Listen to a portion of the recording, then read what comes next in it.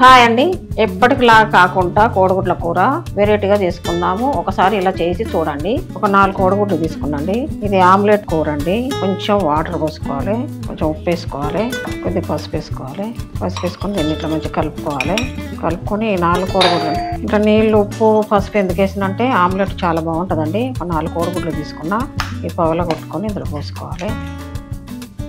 ఈ 4 కోడిగుడ్లను మంచిగా ఇట్లా చేసుకోవాలండి. ఇట్లా బాగా కలుపుకోవాలి.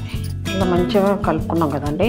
ఇందులో మనము కొద్దిగా ధనియాల పౌడర్ వేసుకోవాలి, కొద్దిగా జీలకర్ర పౌడర్, కొద్దిగా కారం, చిన్న కట్ చేసి పెట్టిన పచ్చిమిర్చి వేసుకొని బాగా ఇలా కలుపుకోవాలి. కొద్దిగా అల్లం వెల్లుల్లి పేస్ట్, కొన్ని ఉల్లిపాయలు సన్న కట్ చేసి పెట్టుకొని ఉల్లిపాయలు వేసుకోవాలి. ఇవన్నీ మంచిగా ఇలా కలుపుకోవాలి. ఈ ఆమ్లెట్ కర్రీ చాలా బాగుంటుందండి.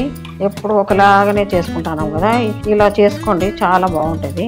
ఆమ్లెట్ లాగా చేసుకుంటే చాలా అంటే చాలా బాగుంటుంది కర్రీ. కొద్దిగా కొత్తిమీర కూడా వేసుకోవాలండి. ఇంకా మనం ఈ కోడిగుడ్డు కలపడం అయిపోయిందండి. మనం ఆమ్లెట్ వేసుకుందాం పదండి. స్టవ్ ముట్టించుకుందామండి. స్టవ్ ముట్టించుకొని తవ్వ పెట్టేసుకోవాలి. కొద్దిగా నూనె వేసుకోవాలండి. నూనె వేడెక్కిందని మనం కోడిగుడ్డు ఇందులో పోసేసుకోవాలి. ఆమ్లెట్ కొద్దిసేపు మూత పెడదామండి.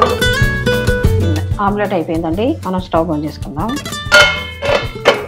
ప్లేట్ పెట్టేసుకొని ఆమ్లెట్లో తిప్పేసుకోవడం అండి. మనము ఉల్లిపాయలు టమాటా కర్రీ చేద్దాం రండి. మనం ఈ తవ్వలే కొద్దిగా నూనె వేసుకుందామండి. నూనె వేడెక్కింది. సన్నగా తరిగిన ఉల్లిపాయలు అండి. ఉల్లిపాయలు ఇందులో నూనెలో వేసేసుకొని మంచిగా బ్రౌన్ కలర్ వచ్చేటట్టు వేసుకోవాలి. నూనె కొద్దిగా ఉప్పు వేసుకుందామండి. ఉప్పు వేస్తే ఎందుకంటే తొందరగా వేగుతాయి. కొద్దిగా మూత పెడదామండి. చూడండి ఆమ్లెట్ ఎంత మంచిగా వచ్చిందో. మనం ఈ ఆమ్లెట్ను 4 పీసులు చేసుకుందామండి.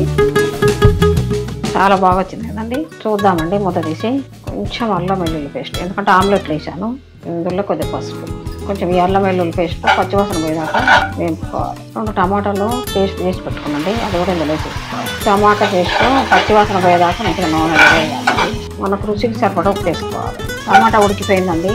మనం ఇందులో కొంచెం కారం వేసుకుందాం, కొద్దిగా జీలకర్ర పౌడర్, కొద్దిగా ధనియాల పౌడర్. ఇంకా మసాలాలు ఏం అవసరం లేదండి. ఇందులో కొద్దిగా వాటర్ పోసుకుందాం. ఆమ్లెట్ వేసుకున్నాం కదండి, ఒక్కొక్క పీస్ ఇలా పెట్టుకోవాలి. కొంచెం కొత్తిమీర చల్లుకోవాలండి. ఇట్లా కొద్దిసేపు మూత పెట్టి మగ్గనిద్దాం. ఇంకా అయిపోయిందండి. ఎగ్ ఆమ్లెట్ కర్రీ అయిపోయింది. మనం స్టవ్ బంద్ చేసుకుందాం. ఇంతేనండి, ఎగ్ ఆమ్లెట్ కర్రీ రెడీ అయిపోయింది. ఈ ఎగ్ ఆమ్లెట్ కర్రీ చపాతీకి వేడి వేడి అన్నంకు చాలా బాగుంటుంది. నచ్చిందండి వీడియో? నచ్చితే ఒక లైక్ కొట్టండి. Thank you.